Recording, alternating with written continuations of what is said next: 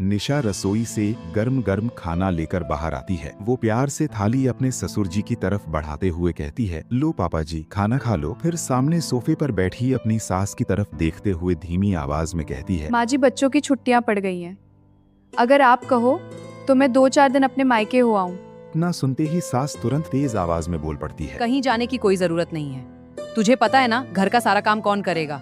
अब मुझसे इतना काम नहीं होता। सास की बात सुनते ही निशा का चेहरा उतर जाता है। उसकी आंखें भर आती हैं। वो चुपचाप मुड़कर वापस रसोई की तरफ जाने लगती है। तभी पीछे से ससुर जी की आवाज आती है, रुक बेटा निशा। निशा वहीं ठहर जाती है। ससुर जी इस बार अपनी पत्नी की तरफ देखकर गंभीर आवाज में कहते हैं, कविता एक बात बताओ, जब ये बहू इस घर में नहीं आई थी तब भी तो घर का सारा काम हो जाता था ना। सास चुप होकर उनका चेहरा देखने लगती है। ससुर जी आगे कहते हैं, किसका मन नहीं करता अपने माँ बाप से मिलने का। यही तो दिन होते हैं छुट्टियों के, जब बेटियां अपने मायके जा पाती हैं, वरना पूरा साल तो यहीं रहकर सबकी सेवा करती हैं। निशा की आंखों से आंसू बहने लगते हैं। शायद पहली बार किसी ने उसके दिल की बात समझी थी। ससुर जी फिर प्यार से कहते हैं, माँ बाप के रहते ही मायके जाया जाता है, बाद में तो भाई भाभी भी कब कब बुलाते हैं। जब बुलाएं तब चले जाओ, वरना लड़की अपने ही घर में रह जाती है। फिर वो निशा की तरफ देखकर मुस्कुराते हुए कहते हैं, जा बेटा हो आ अपने मायके, थोड़ा समय अपने माँ बाप के साथ भी बिता कर आ।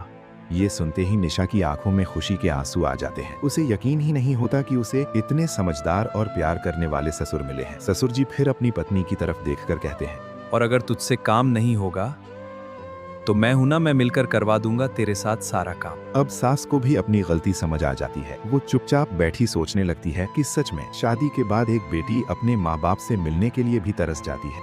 अब आप ही बताइए, क्या ससुर जी ने सही समझाया या फिर सास की बात सही थी कि बहू के बिना घर का काम कौन करेगा? अपनी राय हमें कमेंट में जरूर बताइए और रोज ऐसी दिल छू लेने वाली कहानियां देखने के लिए हमें फॉलो जरूर करें।